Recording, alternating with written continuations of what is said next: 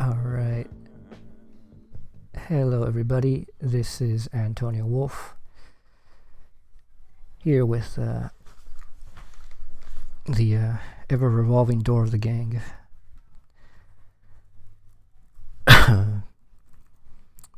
Friends Grouch, Dark Master Rain. Guess Pedro was not interested. But we're gonna read some Schelling today.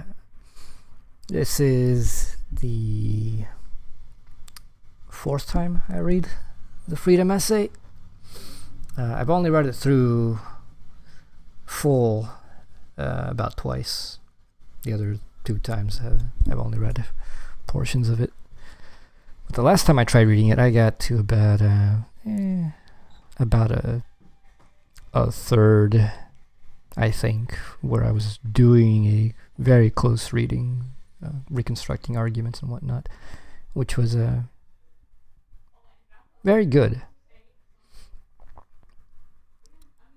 So just going to get on that, and hold on, for those not knowing, we're reading the translation by Jeff Love and Johannes Schmidt, which is freely available online.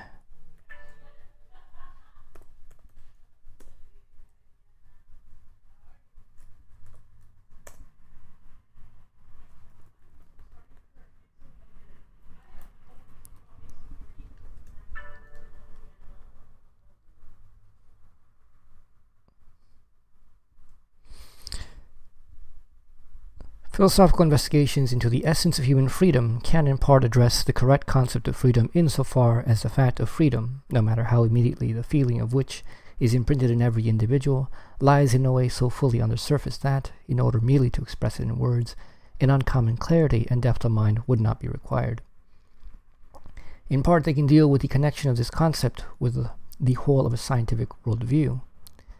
Since no concept can be defined in isolation, however, and only proof of its connection with the whole also confers on it final scientific completeness, this must be preeminently the case with the concept of freedom, which, if it has a reality at all, must not be simply a subordinate or subsidiary concept, but one of the system's ruling center points. Thus both these sides of the investigation coincide here, as everywhere.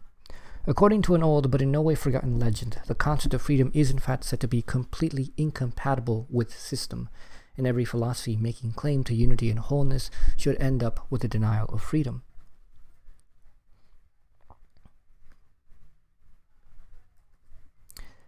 It is not easy to dispute general assurances of this kind, for who knows which limiting notions have already been linked to the world system, so that the claim asserts something which is of course very true, but also very trivial.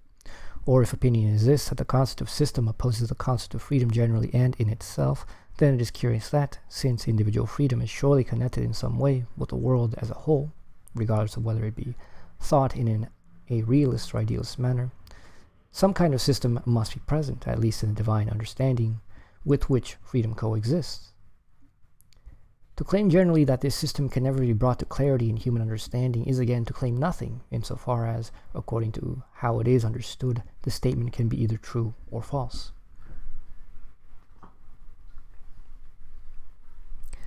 It depends on determination of the principle by which man comes to have knowledge of any kind, and what Sextus says in regards to Empedocles should be applied to this assumption. The learned and the ignorant can conceive of such an assumption as emerging from boastfulness and arrogance, qualities which must be foreign to anyone having even meager practice in philosophy.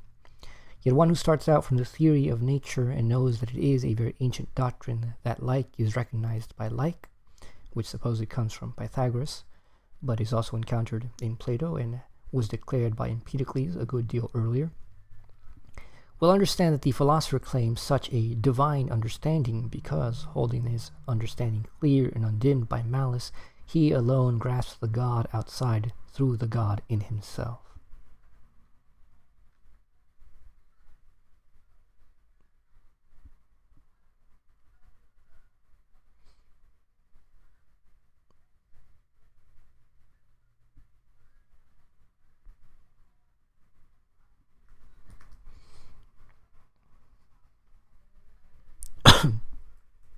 So it's already a good point that in order to recognize freedom, we'd have to have some kind of affinity with it already to say that we either have it or do not.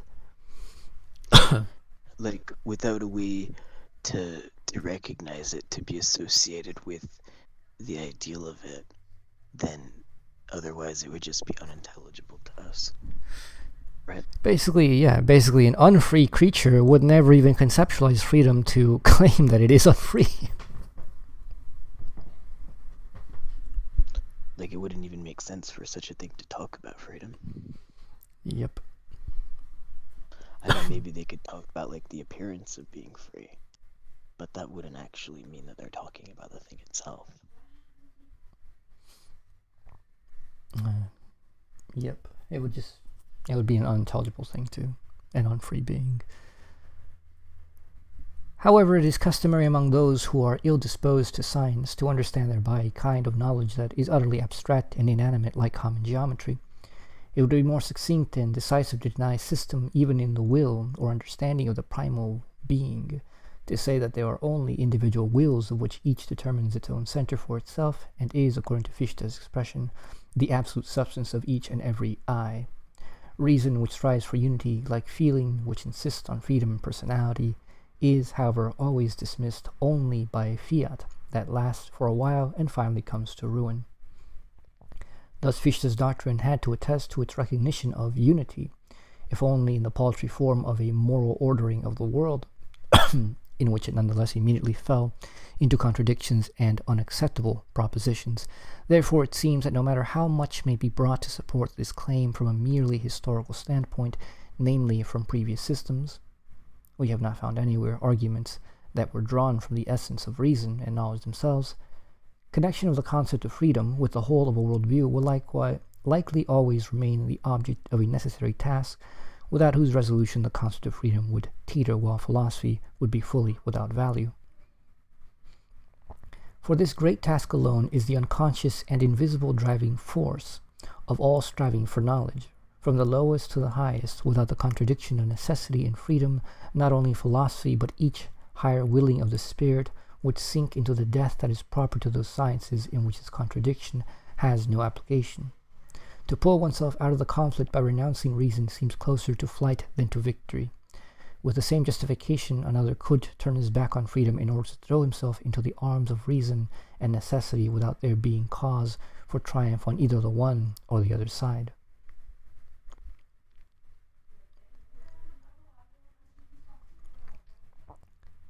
The same opinion has been more decisively expressed in the phrase, "The only possible system of reason is pantheism," but this is inevitably fatalism. It is an undeniably excellent invention that with such labels entire viewpoints are described all at once. If one has found the right label for a system, the rest falls into place of itself, and one is spared the effort of examining what is characteristic about it more meticulously. As soon as such labels are given, with their help, even one who is ignorant can pass a judgment on the most thought-through matters. Nevertheless, with such an extraordinary claim, all depends on the closer determination of the concept. For thus it should likely not be denied that, if pantheism denotes nothing more than the doctrine of the immanence of things in God, every rational viewpoint in some sense must be drawn to this doctrine. But precisely the sense here makes the difference. That the fatalistic sense may be connected with pantheism is undeniable, but that this sense is not essentially connected with it is elucidated by the fact that so many are brought to this viewpoint from the most lively feeling of freedom.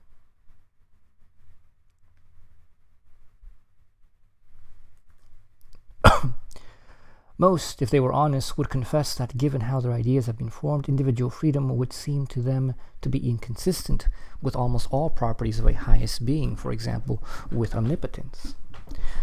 Through freedom, a fundamentally unlimited power is asserted next to and outside of divine power, which is unthinkable according to these concepts.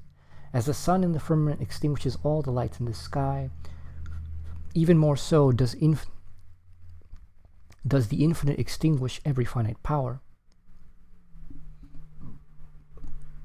Absolute causality in one being leaves only unconditional passivity to all others. This entails the dependence of all beings in the world on God, and that even their continued existence is only an ever-renewed generation in which the finite being is produced, not as an undefined generality, but rather as this definite individual being with such and such thoughts, striving, actions, and no others. It explains nothing to say that God holds his omnipotence in reserve so that man can act or that he permits freedom. If God were to withhold his omnipotence for a moment, man would cease to be. Is there any other way out of this argument than to save personal freedom within the divine being itself, since it is unthinkable in opposition to omnipotence? To say that man is not outside of, but rather in God, and that his activity itself belongs to the life of God? It is exactly from this standpoint that mystics and religious natures of all times have attained to the belief in the unity of man with God, a belief that seems to accord with the deepest feeling as much as, if not more than, with reason and speculation. Indeed, Scripture itself finds exactly in the consciousness of freedom the seal and pledge of the belief that we are and live in God. Now, how can the doctrine necessarily be at odds with freedom, which so many have asserted in regard to man precisely in order to save freedom?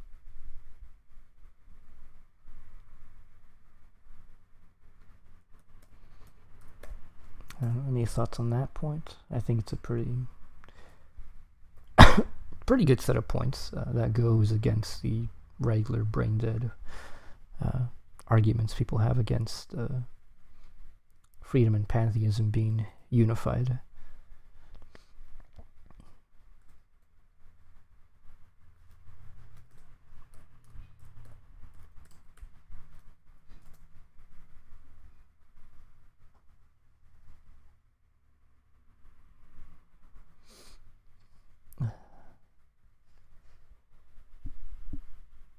Nothing.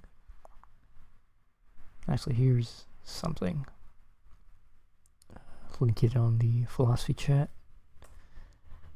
These are slides I was going to use for a video that I never made about this.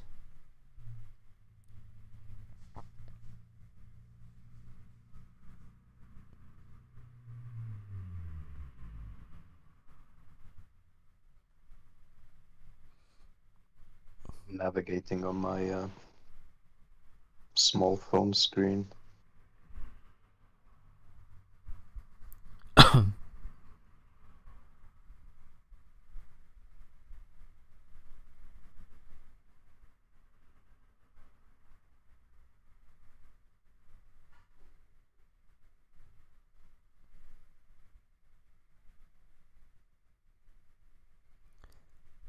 Actually, let me put that. Yeah, I'm gonna put that. Where is this?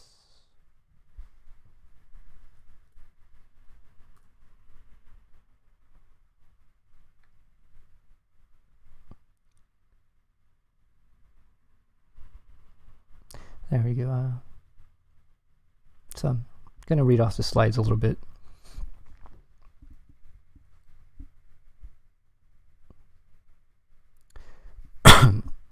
So Schelling's inquiry of human freedom. So we've already gone to the point. These are quotes.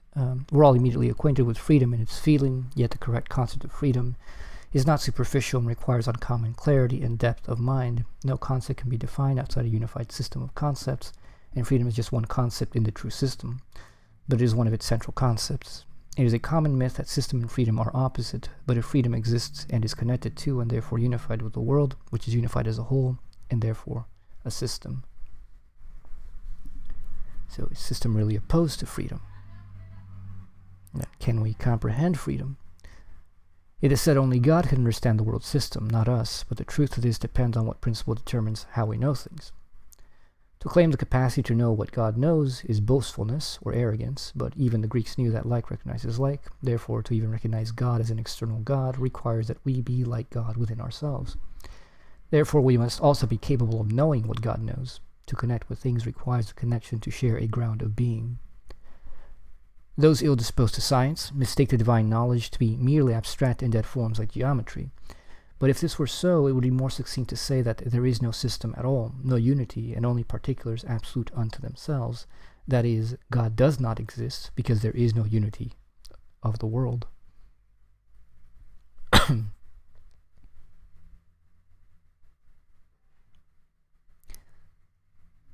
then reason, freedom, and system. Reason strives for unity, regards the fiat declarations against it, and always returns to this project eventually, just as feeling strives for individual personality and freedom. Schelling says, quote, connection of the concept of freedom with the whole of a worldview will likely always remain the object of a necessary task, without whose resolution the concept of freedom would teeter, while philosophy would be fully without value. For this great task alone is the unconscious and invisible driving force of all striving for knowledge, from the lowest to the highest. End quote. The contradiction of necessity and freedom is a philosophical necessity in recognizing the world as system and our existence in it as free agents.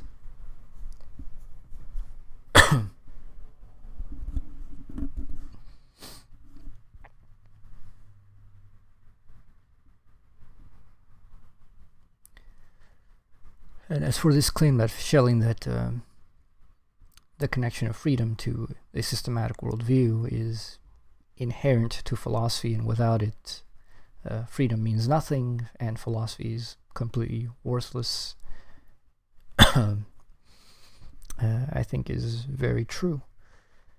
If your philosophy leads you to conclude in nihilism and that freedom is not real,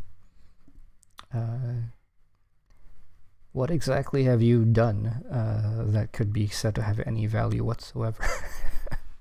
I mean, if it's all contingent, then any conclusions you make would themselves be contingent. Yeah.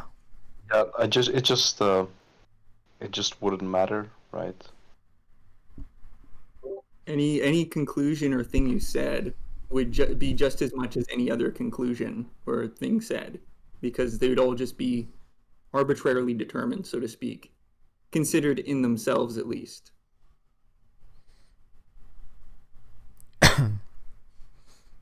Yeah, and there's also the sense in which philosophy is a meaningless pursuit, because it's just the people who do philosophy will do philosophy, the people who don't. There is no sense of normativity to it. It doesn't tell you anything about how the world should be, or how the world really is. You always just have that eternal disconnect. And there's actually, he'll mention it later, so I'll leave that. I don't know if you guys were seeing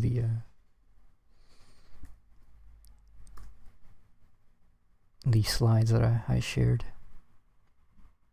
Yeah, I'm looking at them.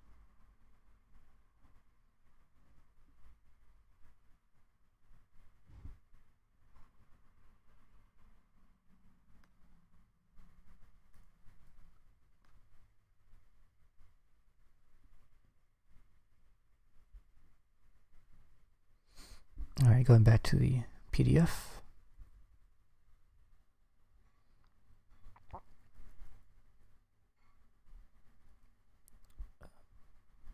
I think that the example of, at least the empirical example of the origin of pantheism being generally with mysticism and the feeling of just this uncommon radical freedom that people at least say they have in mystical experiences of oneness.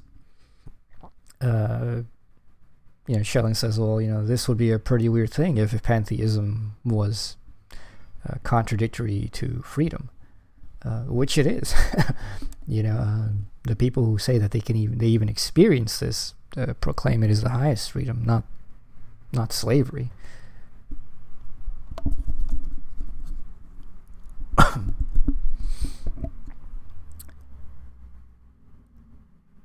But another, and as commonly believed, more accurate explanation of pantheism is that it consists in a complete identification of God with things, a blending of creator and created being, from which yet another set of difficult and unbearable assertions is derived. However, a more total differentiation of things from God than that found in Spinoza, the presumed classic for this doctrine, is hardly conceivable. God is what is in itself and is understood only from itself. What is finite, however, is necessarily in another and can only be understood from this other. According to this differentiation, things are obviously not different from God simply in degree or through their limitedness, as it may appear, however, on a superficial consideration of the doctrine of modifications, but toto genere. Whatever, for that matter, their relation to God may be, they are absolutely separate from God due to the fact that they can only exist in and according to another, namely to Him, that their concept is a derived one that would not be possible at all without the concept of God, since to the contrary, the latter concept alone is what is independent and original, alone what affirms itself, that to which everything else can be related only as affirmed, only as consequence to ground. Other properties of things, for example, their eternality, are valid solely on this assumption. God is eternal according to His nature, things only with Him, and as a result of His existence, that is, only in a derivative way.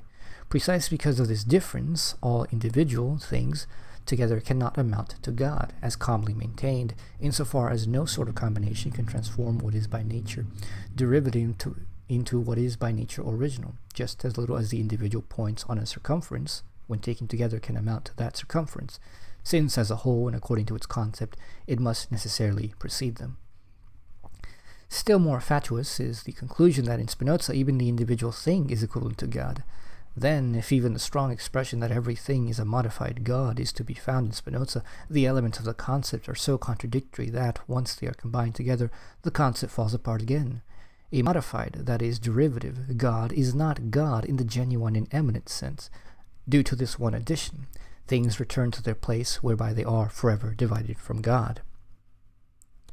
The reason for such misinterpretations, which in large measure other systems have also experienced, lies in the general misunderstanding of the law of identity or the meaning of the copula in judgment. It can at once be made comprehensible to a child that in no possible proposition, which according to the assumed explanation states the identity of the subject with the predicate, is stated a sameness, or even only an unmediated connection of these two, insofar as, for example, the proposition "the body is blue" does not have the meaning that the body is, in and through that, in and through which it is a body, also blue, but rather only the meaning that the same thing, which is this body, is also blue, although not in the same respect. And yet this assumption, which indicates complete ignorance regarding the nature of the copula, has constantly been made in relation to the higher application of the law of identity in our time. For example, if one puts forth the proposition, "the perfect is the imperfect," the meaning is this: the imperfect is not due to that through which it is imperfect, but rather through the perfect that is in it. However, in our time, it has this meaning: the perfect and the imperfect are the same. All is the same in itself, the worst and the best, foolishness and wisdom. Or, good is evil, which means to say roughly that evil does not have the power to exist through itself, that within evil which has being is, considered in and for itself, the good. This is interpreted in the following manner: the eternal difference between justice and injustice, virtue and vice, is denied. Both are logically the same.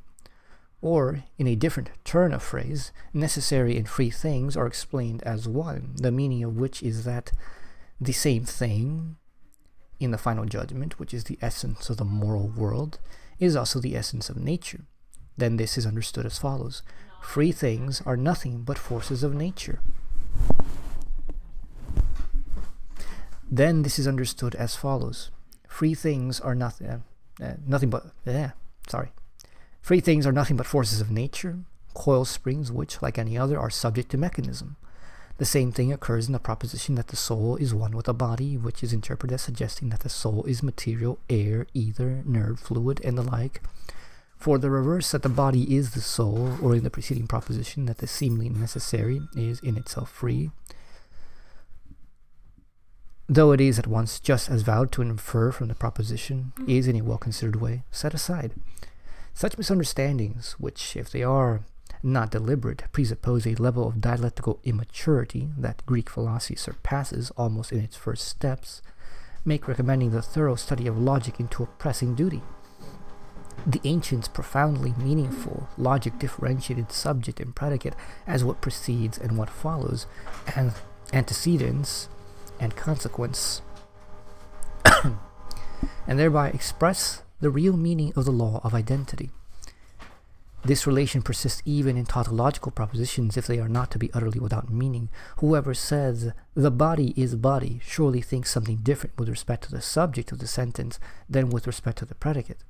With respect to the former, namely, unity; with respect to the latter, the individual properties contained within the concept of body that relate to it as antecedents to consequence. Just this is the meaning of another ancient explanation, according to which subject and predicate are set against each other as what is enfolded to what is unfolded, implicitum et explicitum.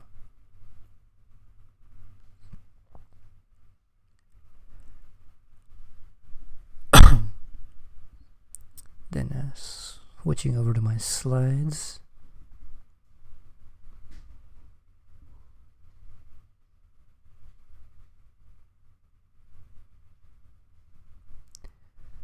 So, what is pantheism? So, pantheism 1, immanence of things in God. Quote, if pantheism denotes nothing more than the doctrine of the immanence of things in God, every rational viewpoint in some sense must be drawn to this doctrine. All is within the absolute by concept definition. So, is this conception at face opposed to freedom? The answer is, well, no. Fatalism and pantheism. Most, if they were honest, would admit that their conception of freedom is contradictory to their concept of God's properties such as omnipotence. God is the highest being, all-powerful and in control of all, who created us and has a plan for us which is unerring, yet somehow we are supposed to be free and ultimately responsible. Fatalism is often tied to pantheism, but this is not a necessary connection. It is controverted prima facie by those who come to pantheism because of the liveliest feeling of freedom, for example, mystical experiences of oneness. Freedom in God, not freedom from God. Quote, is there any other way out of this argument than to save personal freedom within the divine being itself, since it is unthinkable in opposition to omnipotence, to say that man is not outside of, but rather in God, and that his activity itself belongs to the life of God, end quote. Religion and mysticism have historically taken this standpoint to solve this issue in the belief of the unity of man and God, which accords with the deepest feeling of freedom as much, if not more, than with reason. The consciousness of freedom is the seal and pledge that we are and live in God. And, of course, the religion and mysticism we're talking about here is particularly Christianity, because as far as I'm aware, there is no other religion that actually gives a fuck about this issue, to the extent that Christianity does, if they acknowledge that it is an issue at all.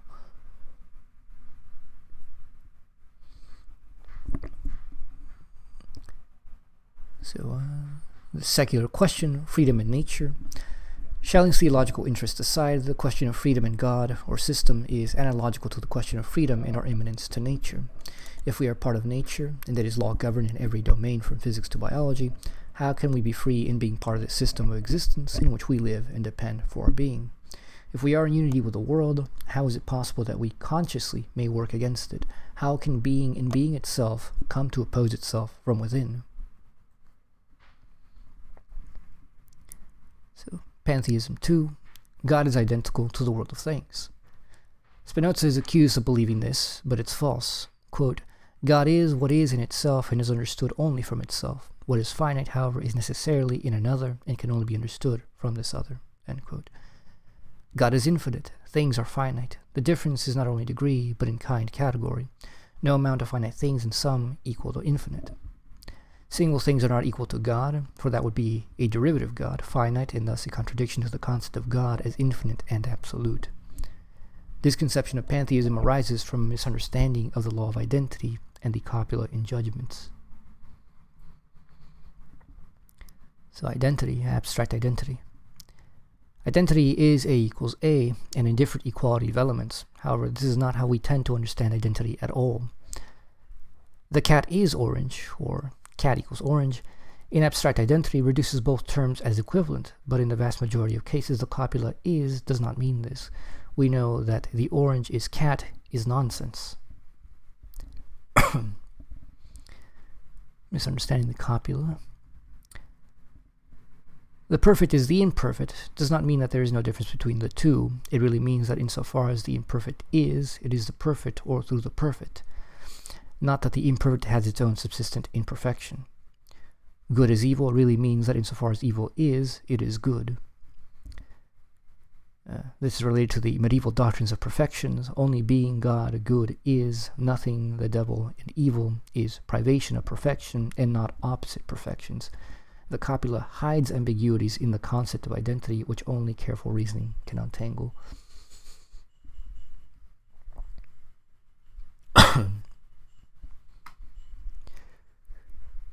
Which, the first time I read this, by the way, I thought he was making a sort of Hegelian dialectical point, which would have been very interesting, but unfortunately, he didn't. I was on my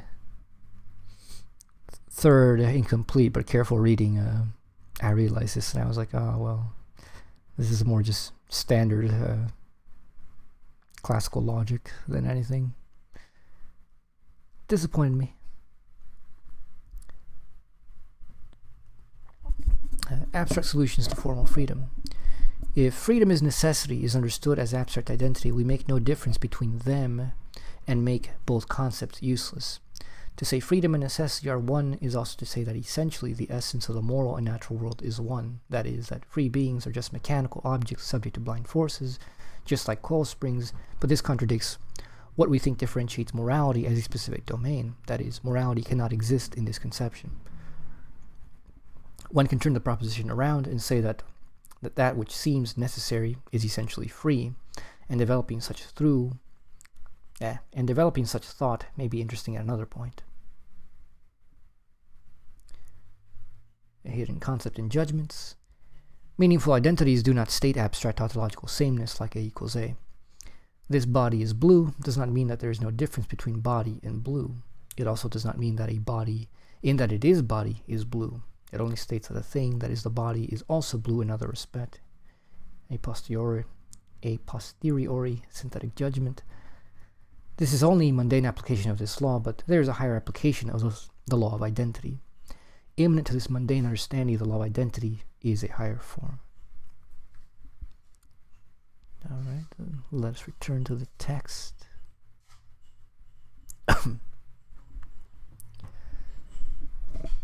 Continuing the text.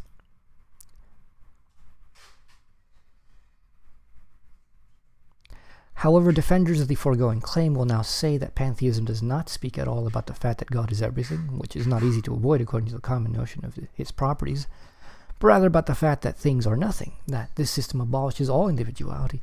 Yet it seems that this new determination contradicts the preceding one, for if things are nothing, how is it possible to blend God with them? Then there is nothing anywhere but pure unblemished divinity. Or if there is nothing besides God, not simply extra, but rather also praeter deum, how can he be all things other than merely in words, so that the whole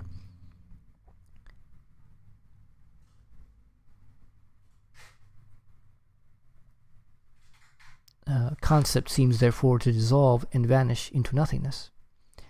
In any event, the question arises as to whether much is gained by raising such labels from the dead, though they may indeed be ones to hold in honor in the history of heresy, yet appear to be much too crude a way of handling products of the mind which, as in the most delicate natural phenomena, fine determinations cause essential changes. It might still be open to doubt whether the last noted determination should even be applicable to Spinoza. For if, besides substance, he recognizes nothing but its mere affections, which he declares things to be, then this concept is admittedly a purely negative one that expresses nothing essential or positive. Initially, however, it serves merely to determine the relationship of things to God, but not what they may be considered for themselves. Yet from the absence of this determination, it cannot be concluded that things contain nothing positive whatsoever, even if always in a derived manner. Spinoza's most astringent expression is likely this here. the individual being is substance itself considered as one of its modifications, that is, consequences.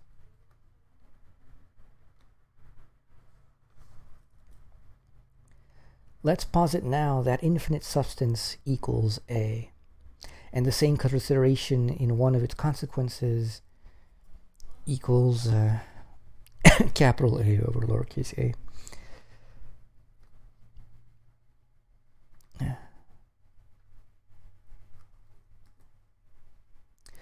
Thus, the positive in AA is still capital A, or substance.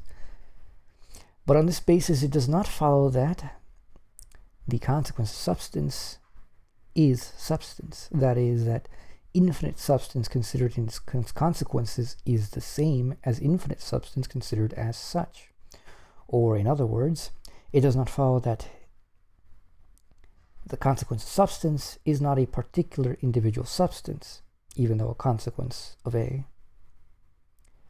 This is, of course, not set out in Spinoza, but here we are speaking first about pantheism in general. Hence, the question is only whether the view presented is inconsistent with Spinozism itself.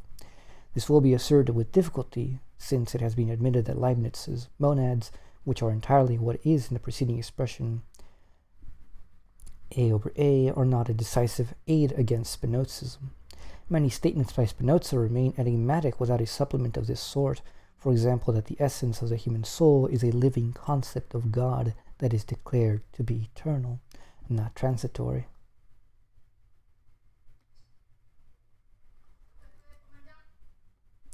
Therefore, even as substance dwelt only momentarily in its other consequences, a B, a C, it would surely dwell in that consequence in the human soul, equals A eternally, and therefore A over A would be divided from itself as A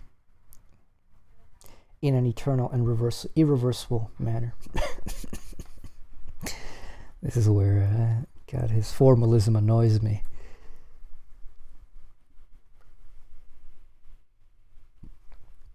All this A stuff. Mind you, as far as I'm aware, this isn't anywhere near as bad as the formalism in the philosophy of identity.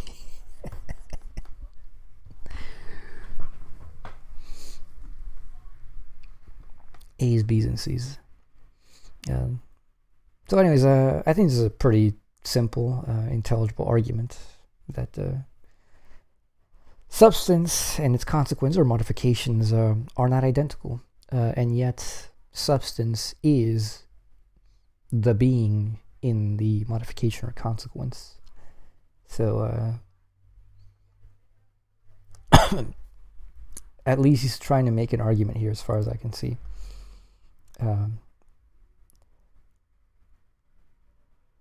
About how there is no immediate contradiction between stating that there is one absolute and there are relative individuals.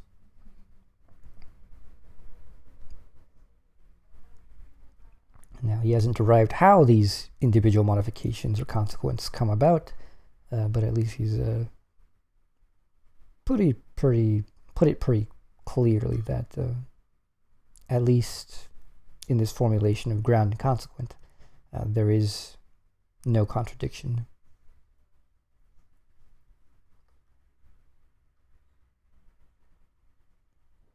Which, I don't know, I suppose it's a very intelligent attempt at a solution of that. If proceeding further, one wished now to explain the genuine character of pantheism as the denial not of individuality, but of freedom, then many systems otherwise essentially distinguished from pantheism would be included in the concept of it. For until the discovery of idealism, a genuine concept of freedom was lacking in all the more recent systems, in that of Leibniz as well as at Spinoza, and a freedom as it has been thought by many among us, who also pride ourselves in having the liveliest feeling of it, according to which it consists precisely in the mere rule of the intelligent principle over sensuality and desires. Such a freedom might still be derived even from Spinoza, not in a forced way, but rather easily and even more decisively.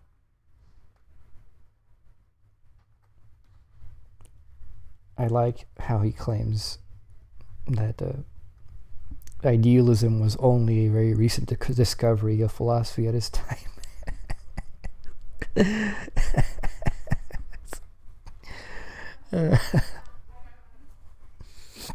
Which, given his understanding and given the German idealist understanding, I would say is true. They all talk about the 25 years of philosophy, beginning with Kant's first critique and then onward. Yeah, It's certainly the first time it was explicated as idealism.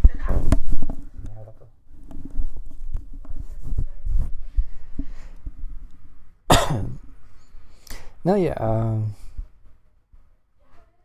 and of course this distinguishes idealism in the way used by these various thinkers as distinctive from idealism as most people, both in continental as well as in analytical philosophy, use it, in which this idealism is not a conscious, has nothing to do with the principle of consciousness as such, has nothing to do with immateriality as such.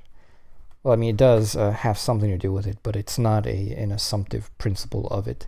Rather, it's a consequence. And the fact that he claims that this is a recent discovery shows that, that he considers even the so-called fathers of idealism, like Plato, to not have been properly idealistic, really. And I think that makes sense.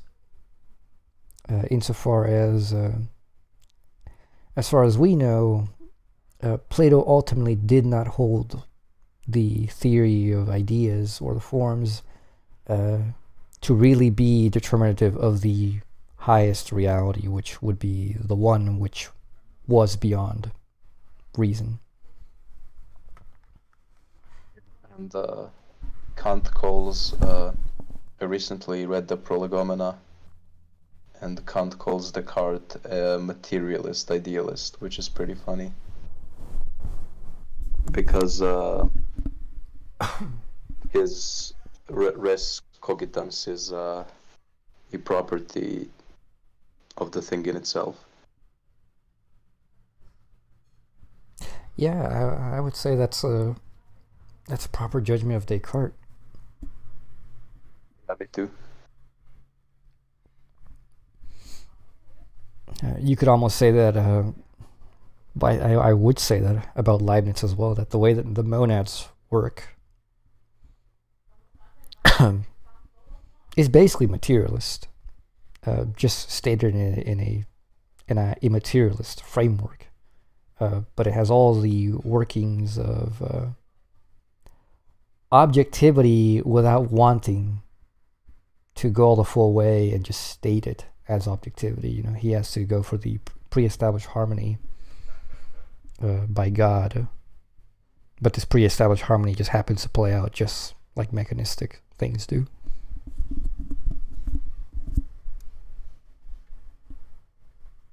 I think it's also the reason that freedom was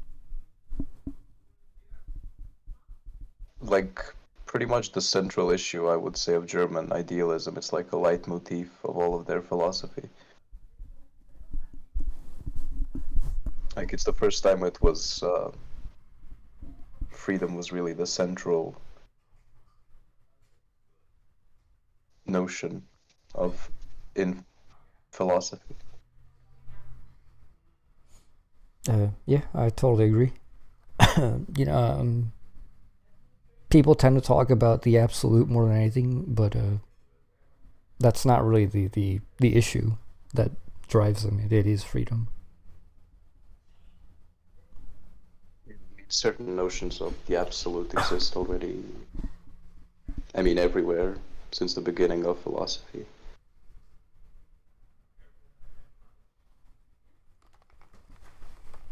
Like Parmenides and Plato, Spinoza. Yeah, and what freedom brings to bear specifically is that with freedom you're forced into having to think something which cannot ultimately be grounded on something other than itself, and so you're forced into reflexivity, you're forced into having to think these things which in prior philosophies were just simply unthinkable. Self-determination is just simply nonsensical from the standpoint of classical philosophy up to the very beginnings of German idealism. It was just not possible. There either is a ground and you are grounded in that ground.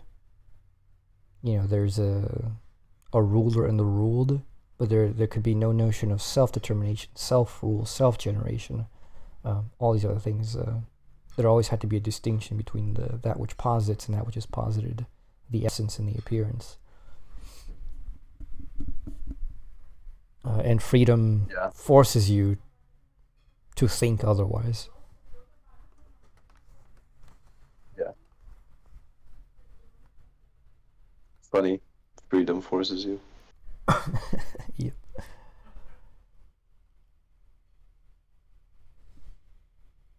So, alright, continuing.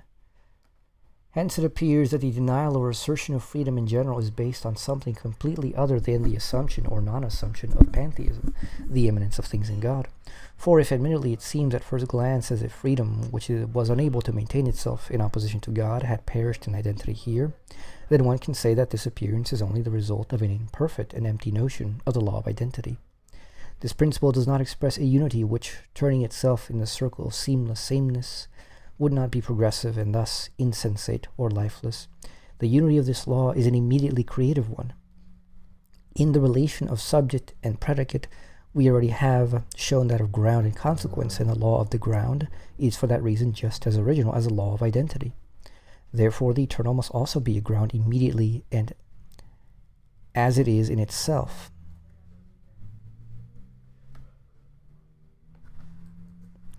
That of which the eternal is a ground through its being is in this respect dependent, and from the point of view of immanence, also something contained within the eternal. But dependence does not abolish independence. It does not even abolish freedom. Dependence does not determine its being and says only that the dependent, whatever it also may be, can be consequence only of that of which it is a dependent. Dependence does not say that the dependent is what the dependent is or is not. Every organic individual exists as something that has become only through another, and in this respect is dependent according to its becoming, but by no means according to its being.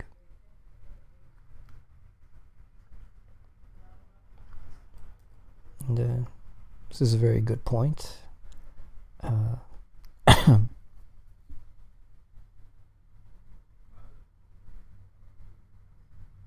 This is a distinction between a condition of existence and a determinative conditioning, where the condition of existence is, okay, well, there has to be these conditions in order for this thing to be possible and actualize. So, we had to have a sun, we had to have the earth, we had to have oxygen and water on the earth, we had to have these geological processes. This that your planet has to revolve in a certain way. There have to be certain geomagnetic and phenomena and relationships. There has to be some kind of moon for tidal things. And those are conditions for the arising and a continuance of advanced life on Earth. That doesn't tell you what that life is going to be.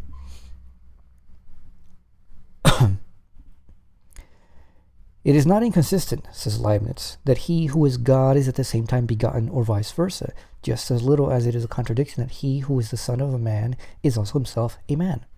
On the contrary, it would be far more contradictory if the dependent or consequent were not independent. That would be a dependency without a dependent, a consequence without a consequent, and thus no real consequence. That is, the whole concept would abolish itself.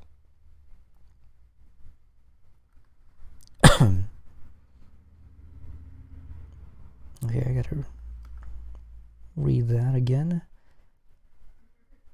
On the contrary, it would be far more contradictory if dependent or consequent were not independent.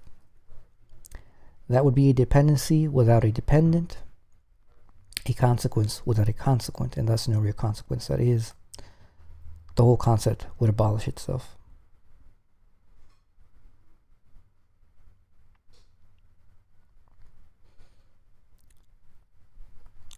So this is just constant. This is this is just consequent of the concept of independence and dependence. A thing that is dependent has to be, to some extent, really different from that upon which it depends. Otherwise, its independence, its dependency, which would have no difference, would not be a dependency at all, because there would be no difference.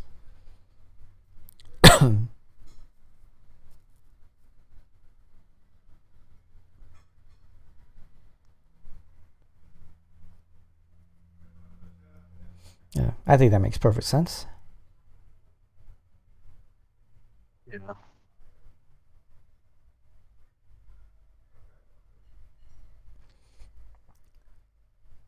Continuing, the same is valid for the containment of one thing within another. An individual body part, like the eye, is only possible within the whole of an organism. Nonetheless, it has its own life for itself, indeed, its own kind of freedom, which it obviously proves through the disease of which it is capable. Were that which is contained in another not itself alive, then there would be containment without something being contained. That is, nothing would be contained.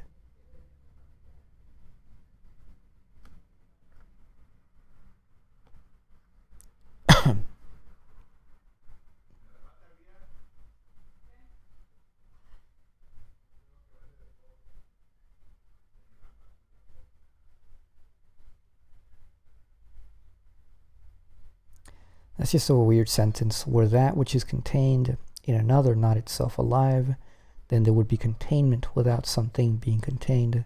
That is, nothing would be contained.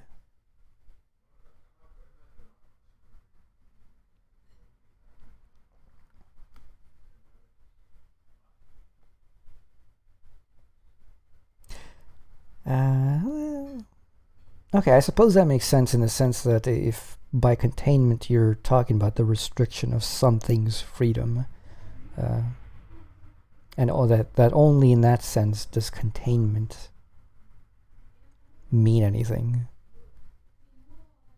You know, if there's a rock outside your house and you build some like concrete structure around it, have you contained that rock? Well, it wasn't going to go anywhere. So does containment really make sense in that scenario? Not really. Right? I mean, that makes sense to me. It's a very metaphorical thing, but it makes sense.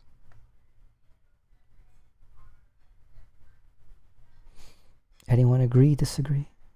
I'm trying to unpack what he means by contained.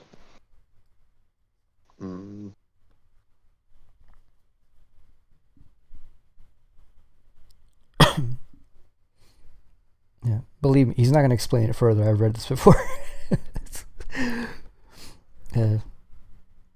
I just think it's a metaphor here that he gives the example of the eye. He's like, okay, well, the eye is contained in the body, but the eye itself is alive, has its own life. And then he uses he's jumping to analogies here.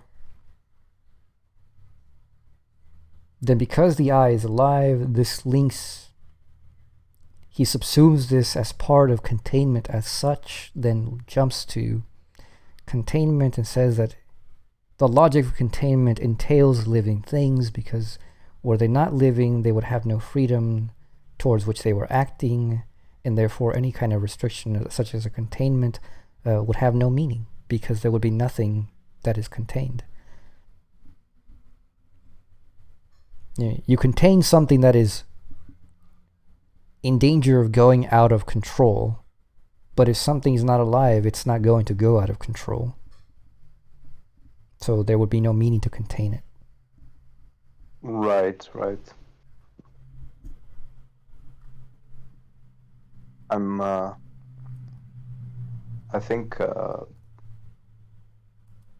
think my understanding is sort of tainted by, well, not tainted, but by like some things I've read from Hegel about the whole and the parts. That essentially like nothing is purely like contingent, because then there would be no difference between the cause and the effect. Am I getting it right? You could relate that to this, but in reality, like, this is you have to think it through the way that he's applying these categories, and like the way he's applying them is metaphorical, analogical. And so what's going on is you got to look at the structure of what he's saying and how he's saying it, and see how that links in the progression of the arguments that he's making. Once you grasp that, a lot of stuff he says starts to make perfect sense. For the containment thing, it's just, in order to contain something, it must be distinct from the container. If it's not distinct in some sense, then it would just already be the container, and so there'd be nothing to contain. That's how I understood it. Yeah. But here the connection is, like, he says, were that which is contained in another not itself alive, then there would be containment without something being contained. That is, nothing would be contained. Yeah, connotating aliveness with independence and freedom. Yeah.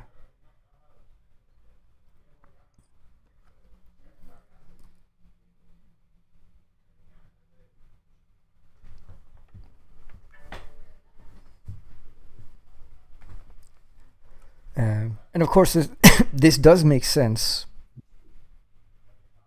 if you are not assuming that life here means biological carbon-based life forms. Like here, anything that has motion, for example, would be alive, according to a Schellingian view. Matter is alive, and atoms are alive because they have their own life cycle. They're moving about themselves, and they have their own self-determination to that extent. And therefore, if you put them in a material box, you are containing them because there is something there to contain, as having a self-determination that might go otherwise.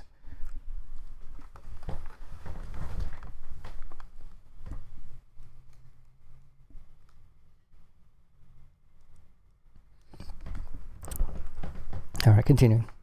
A much higher standpoint is granted by consideration of the divine being itself, the idea of which would be fully contradicted by a consequence which is not the begetting, that is, the positing of something independent. God is not a God of the dead, but of the living. It is incomprehensible how the most perfect being could find pleasure even in the most perfect machine possible. Yes, this is some good theology right here. However, one may conceive of the way in which beings proceed from God, However one may conceive of the way in which beings proceed from God, the way can never be mechanical, not mere production or installation, whereby the product is nothing for itself. Just as little can it be emanation, where what flows out remains the same as that from which it flows. Therefore, nothing individual, nothing independent. The procession of things from God is a self-revelation of God. But God can only reveal himself to himself in what is like him, in free beings acting on their own, for whose being there is no ground other than God, but who are as God is. He speaks, and they are there. Were all beings in the world but thoughts in divine mind, they would have to be living already for that reason. Thoughts are thus probably generated by the soul, but the thought generated is an independent power, continuing to act on its own, indeed growing within the human soul in such a way that it restrains and subjugates its own mother. This whole paragraph is fucking good. Yet the divine imagination, which is the cause of differentiation of beings in the world, is not like its human counterpart in that the latter grants merely ideal reality to created beings. The representations of the divinity can be independent beings only, for what is the limiting element in our representations other than exactly what we see? For what is the limiting element in our representations other than exactly that we see what is not independent? God looks at the things in themselves. Only the eternal is in itself, as based in itself, will, freedom. The concept of a derived absoluteness or divinity is so little contradictory that it is rather the central concept of philosophy as a whole. Such a divinity befits nature. So little does immanence in God contradict freedom that precisely only what is free is in God to the extent it is free, and what is not free is necessarily outside of God to the extent that it is not free.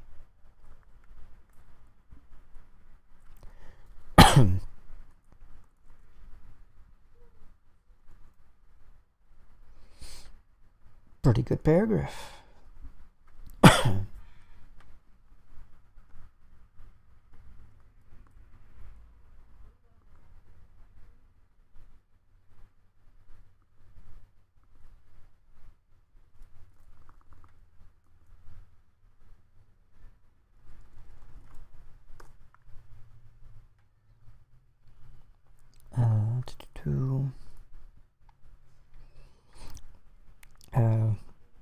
Of course, what is here and like what follows is presented as a series of just assumptions. You know, he just says it like, you know, just it's obvious that it is the case that these things are so. No real argument for it. Nonetheless, if we take it as for what it is, it does work pretty well.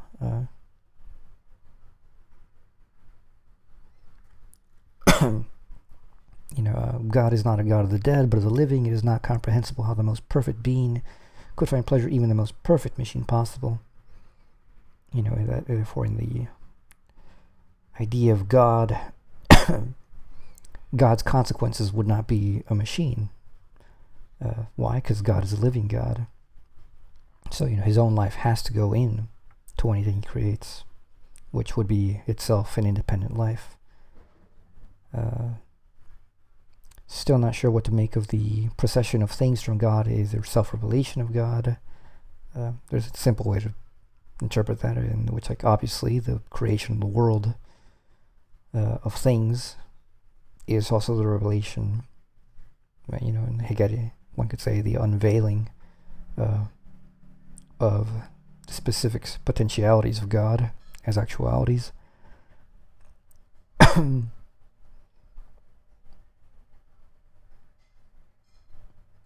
The fact that humans exist is that God can only reveal himself to himself in what is like him in free beings acting on their own, for whose being there is no ground other than God, but who are as God is. He speaks and they are there. It's like the beginning was the Word. We're all beings in the world but thoughts in divine mind. They would have to be living already for that very reason. Just great little statement about how thought is already life. You don't have to really get out of thought to consider the concept of life. It is an a priori conception of reason itself. Thoughts are thus probably generated by the soul, but the thought generated is an independent power, continuing to act on its own, indeed growing within the human soul in such a way that it restrains and subjugates its own mother.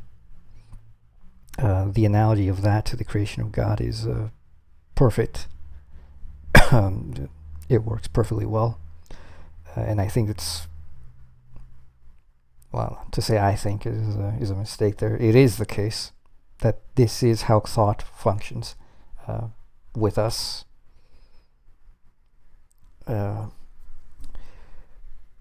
thoughts are born from our quote-unquote soul. You call it mind, call it psyche, whatever you want.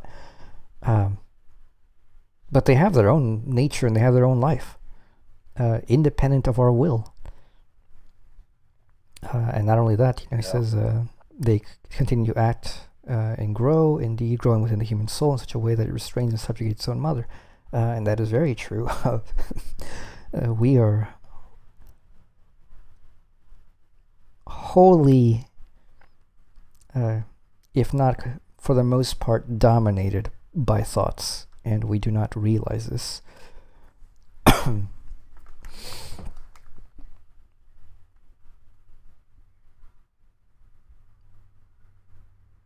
And then he differentiates the divine imagination from human imagination, in which God imagines fire, but it's not just an image of fire in his mind.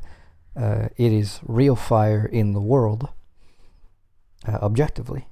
Whereas, we can only grant merely ideal reality to created beings. Ours remain representations, whereas God's are ideas, the real things in themselves.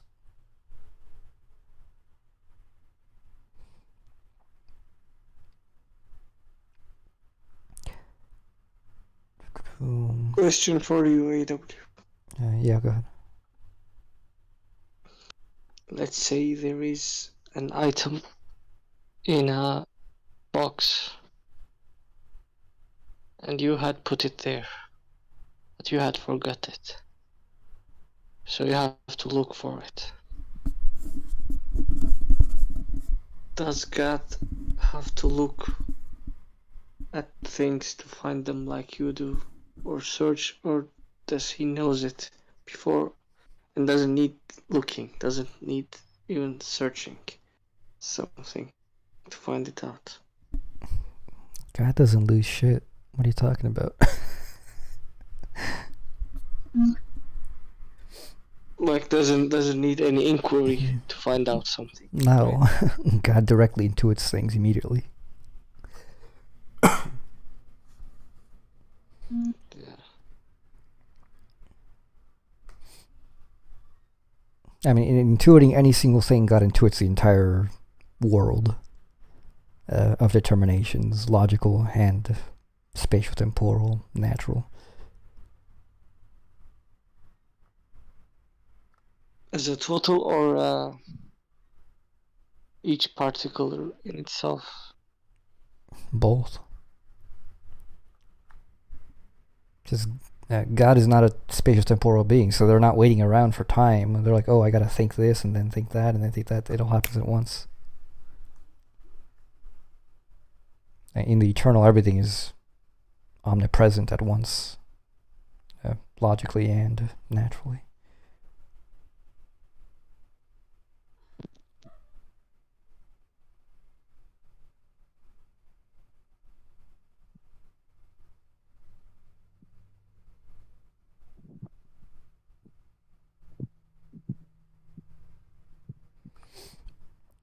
Let's see, continuing, only the eternal is in itself, as based in itself, will, freedom. Hate when he does this, where he just states something like that. No explanation. The concept of a derived absoluteness or divinity is so little contradictory that it is rather the central concept of philosophy as a whole. Well, I think he's made a good case here for why it's not contradictory. It's actually very intelligible.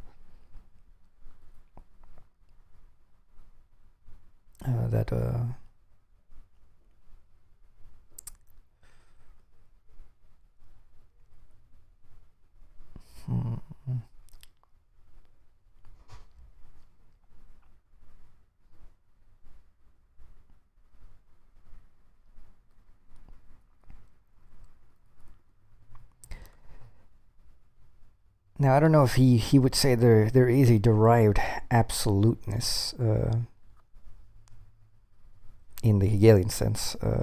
Seems to me the derivation he's working from is either a transcendental deduction backwards, whether you do a nature philosophy or a philosophy of mind, doesn't matter. you should end up with the foundational conclusion that, the God is the absolute. And the for derivation is just the link of progressively individuating things, which share in the nature of this substance, but are not identical to that substance in kind. Meaning that, they are not directly, the individual is not directly the totality of God, which is kind of obvious.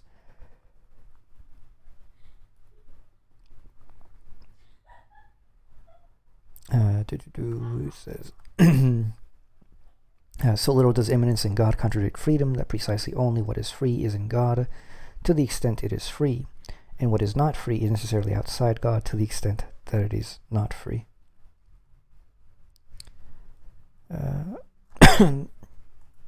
I would agree with that.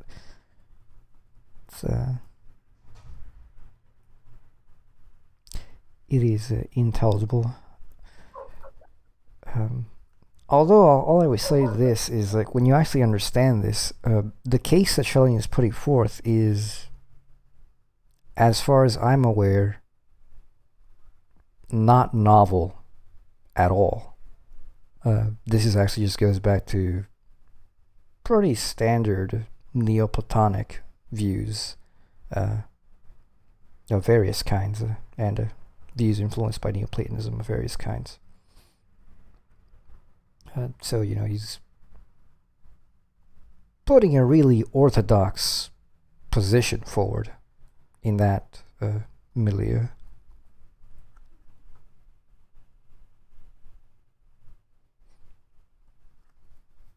What ends up being unique to Schelling is just the cosmogony that he's going to put forth, and it's not the style of cosmogony that's new. It's just the specifics of it.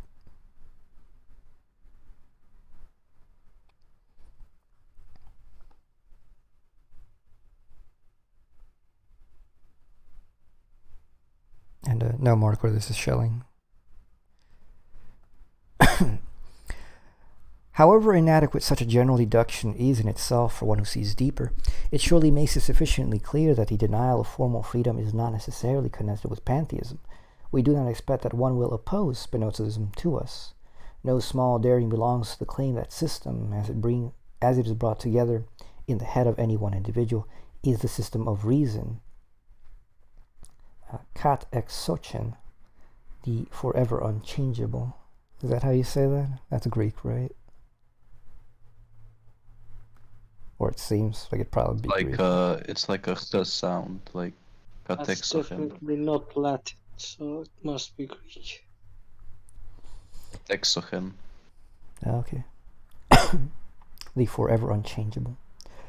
What then does one understand by Spinozism?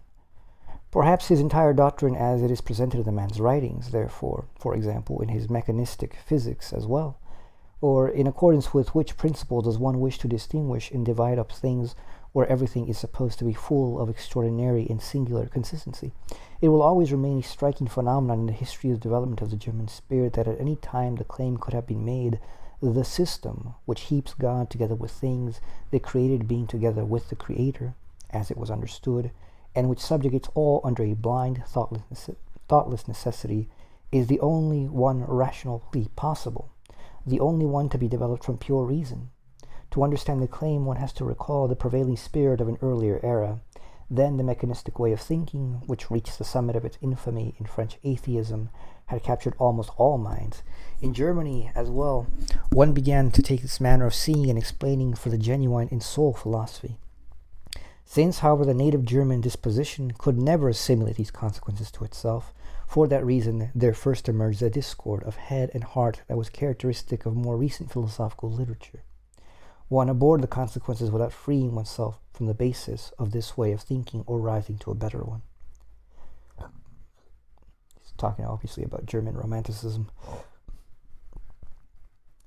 Sturm und Drang.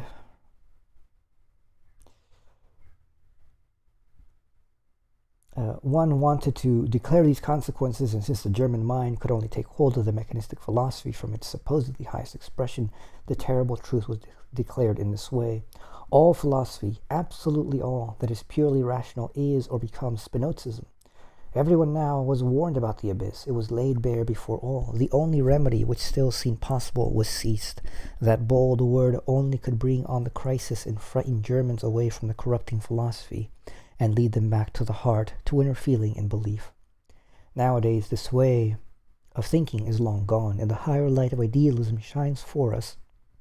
The same claim would be neither comprehensible to an equal degree, nor would it also promise the same consequences.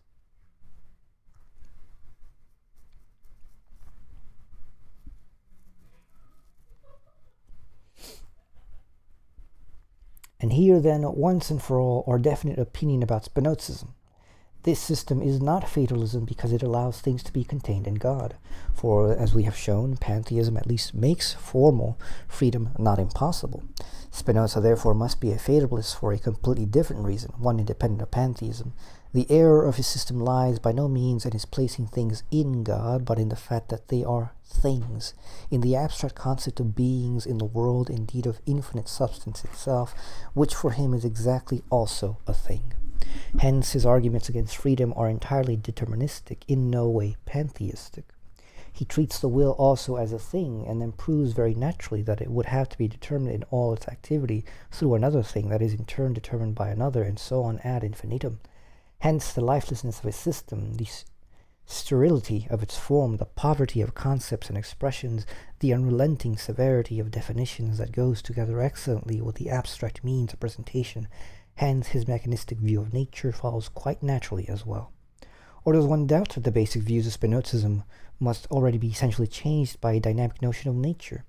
If the doctrine that all things are contained in God is the ground of the whole system, then, at the very least, it must first be brought to life and torn from abstraction before it can become the principle of a system of reason.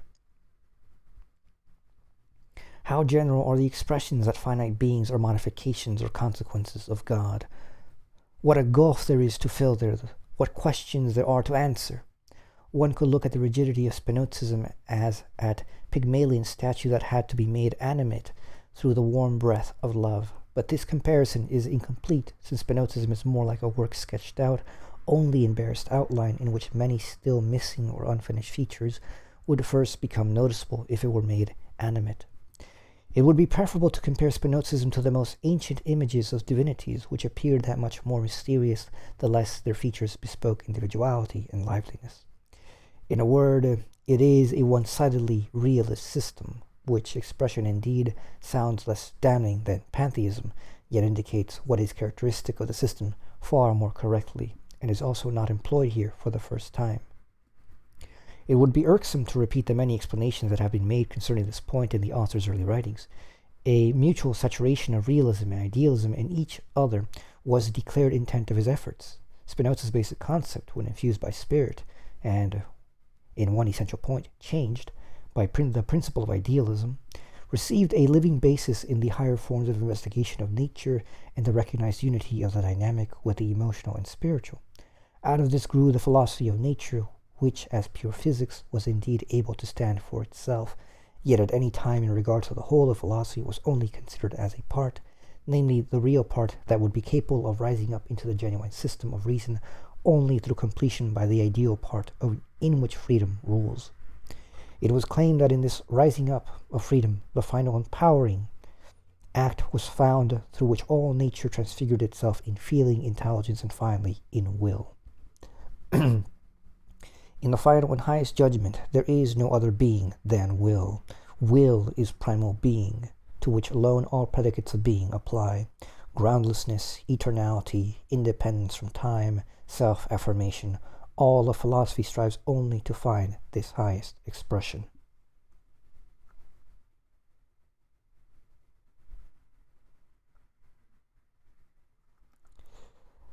Well, I don't buy that.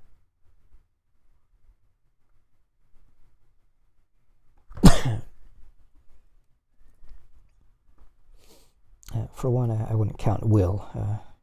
Along with Hegel, I don't count will as part of nature, so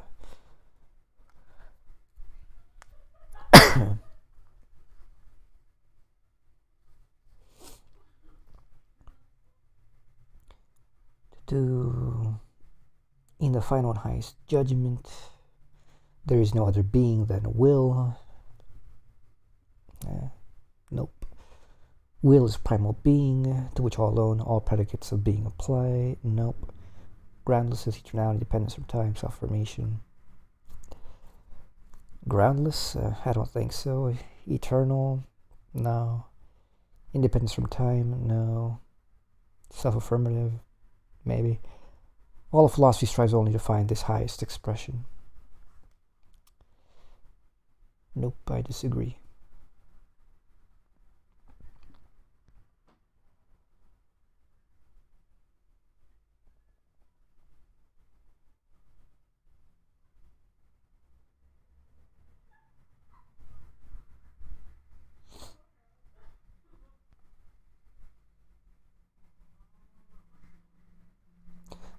This is just a case in which, at least in this work, he probably makes some kind of argument in his prior works as to why things might lead to this, but he's certainly not making any argument here. He just kind of states it as an assumption, and we make the leap towards that, and then the next section is going to begin with that assumption.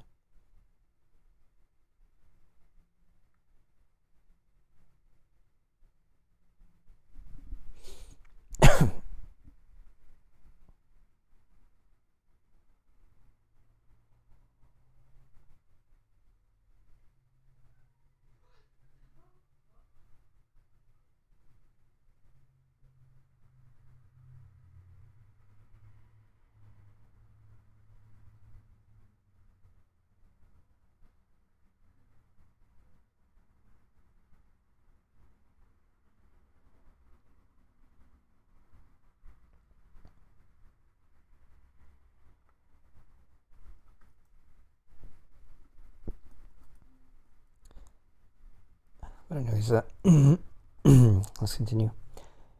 In our times, philosophy has been raised up to this point by idealism, and only at this point are we really able to begin the investigation of our topic, so far as it by no means could have been our intention to take into account all those difficulties that can be raised and were raised long ago against the concept of freedom from the one-sidedly realistic or dogmatic system.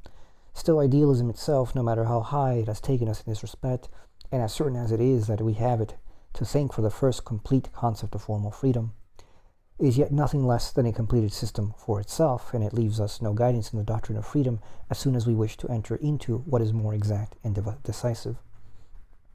In the first connection, we note that for idealism, which has been constructed into a system, it is by no means adequate to claim that, quote, activity, life, and freedom only are the truly real, unquote, with which even Fichte's subjective idealism, which misunderstands itself, can coexist.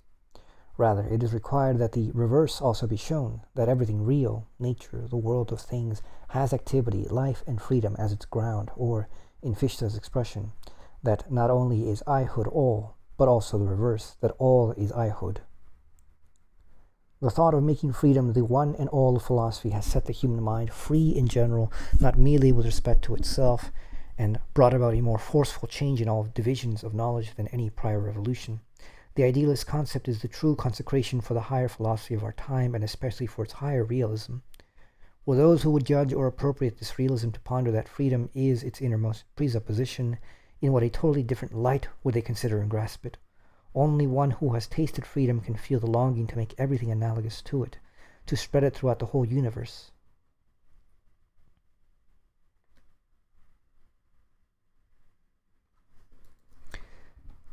One who does not come to philosophy by this path follows and merely imitates what others do without any feeling for why they do it.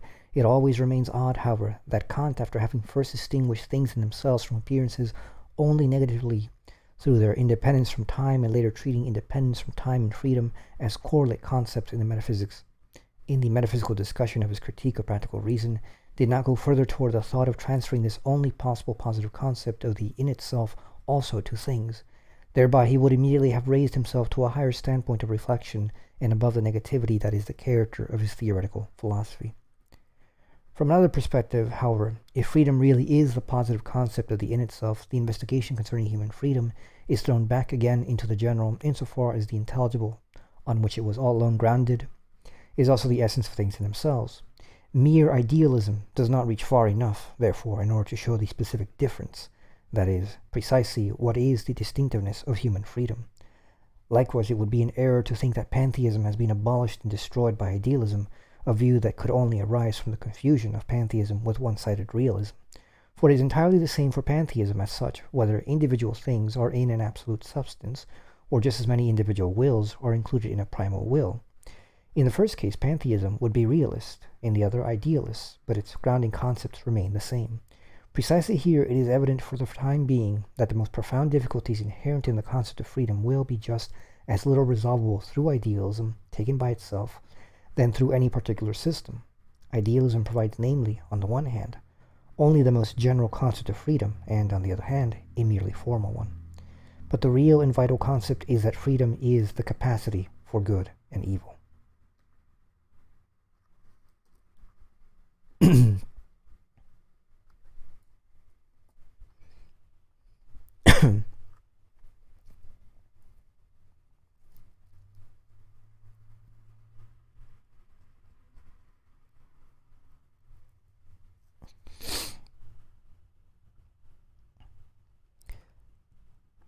So where he says, he says, only those who tasted freedom can feel the longing to make everything analogous to it, to spread it throughout the whole universe. One who does not come to philosophy by this path follows and merely imitates what others do without any feeling for why they do it. I think that is absolutely, undeniably true.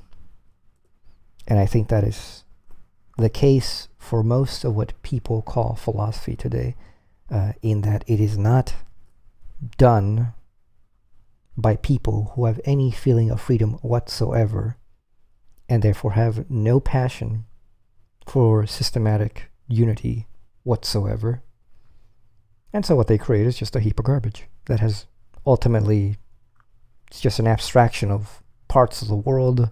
They specialize in them because it's a career thing, and they leave it at that. And they also don't bother to turn it into a principle of living.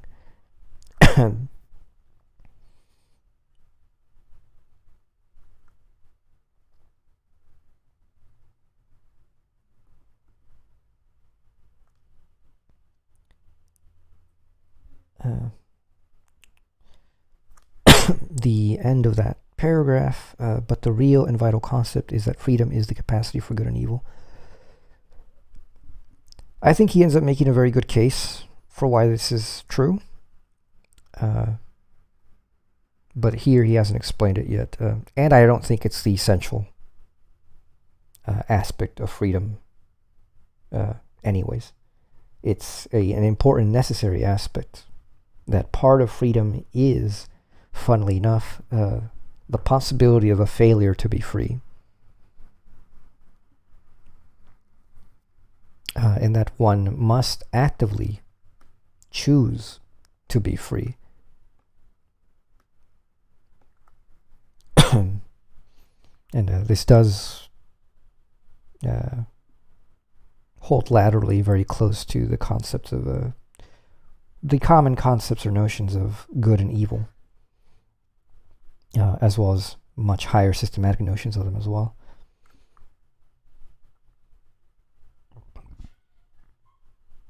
Thoughts so far?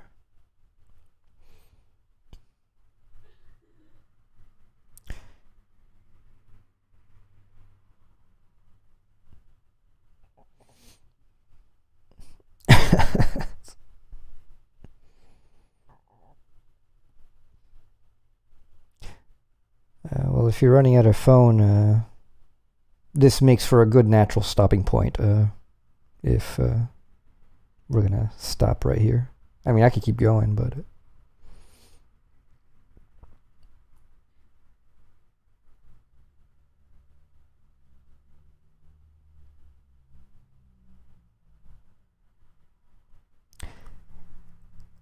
yeah, let's leave it at that. This is a good natural stopping point. It's a different topic, starts from here on.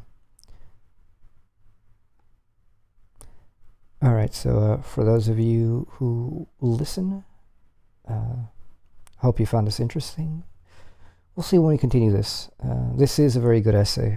It's probably the work of Schelling which I certainly enjoy the most, and which I've spent the most time with. But see you next time.